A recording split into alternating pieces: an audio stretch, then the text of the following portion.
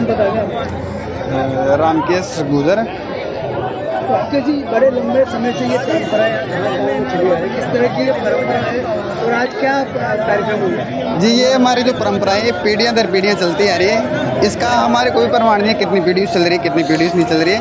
तो आज लक्ष्मी पूजन के 2 दिन बाद भाई दूज के दिन हमारे यहाँ पे पारंपरिक बैलों की सवारी निकाली जाती है श्री घास भैरव बाबा की।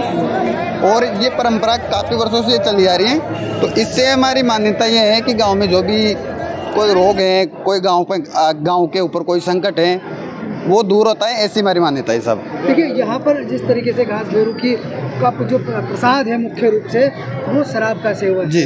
तो किस तरह से उसका भोग लगाया जाता है, किस तरह से लोगों की मनोकामनाएं पूरी? जी सर, जो शराब का भोग लगता है तो भैरव जी महाराज को राक्षस के रूप में पूजा गया था सर्वप्रथम, तो उसी के चलते हैं भैरव जी महाराज के शराब का भोग लगता है। और जैसे कई भक्त लोग आते हैं शराब का प्रसाद चढ़ाते हैं, बाबा से कोई मनोकामना मांगते हैं, तो शराब का प्रसाद चढ़ाकर ही वो अपनी मनोकामना मांगते हैं और वो मनोकामना पूर्ण भी होती है। किस तरह की मनोकामना आपने देखी है? लोग नौकरी लेने के लिए, नौकरी में प्रमोशन के लिए, और जो महिलाएं हैं वो खासकर संतान प्राप्ति की यहाँ कामनाएं करती हैं। और किस किस तरह की मनोकामनाएं लोग करते हैं? जैसे किसी के जो ये अपने राजस्थान में विशेषकर मान्यता है, किसी के भूत लग जाता है, चुड़ैल लग जाती है, किसी के बच्चा नहीं हो रहा है, किसी के बच्चेदानी खराब हो जाती है, डॉक्टरों ने स्पष्ट मना कर दिया है। उसके बावजूद भी हमारे बाबा का ऐसी मान्यता है और ऐसा प्रमाण है, ऐसा आशीर्वाद इसका कि उनके संतान भी हो रही है, उनके कष्ट भी मिट रहे हैं, उनके दुख भी मिट रहे हैं। कोई नौकरी के लिए आता है तो उनकी नौकरी भी लग रही है।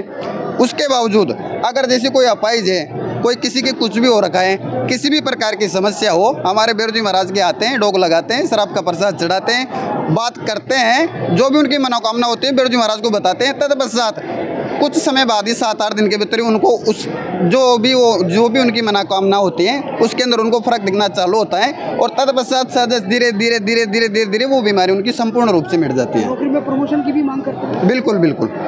तो यहाँ पर अब जब ये सवारी निकलेगी जी, तो किस तरह से सवारी को खींचा जाएगा? घास भैरव की को कितने बैलों की जोड़ियाँ होगी, कहाँ कर निकलेगी? सर ये जो रैली है हमारे गांव के चारों तरफ निकाली जाती है। इसके अंदर जो शुरू से स्टार्टिंग हुई थी ना, तब से 16 जोड़ी की शुरुआत थी। 16 जोड़ी बैल, 16 32 बैल जुटते थे हमारे। लेकिन अब बैलों के भाव के कारण और रास्ते भी कुछ सकड़े हो चुके हैं, तो उस रास्ते की वजह से और बैलों के भाव के कारण हमारे यहाँ पे 12 जोड़ी साल दर साल जुटती आ रही है और पता नहीं कब तक जुटती रहेगी। अभी फिलहाल तो मौजूद है, उसकी बात करें अपन।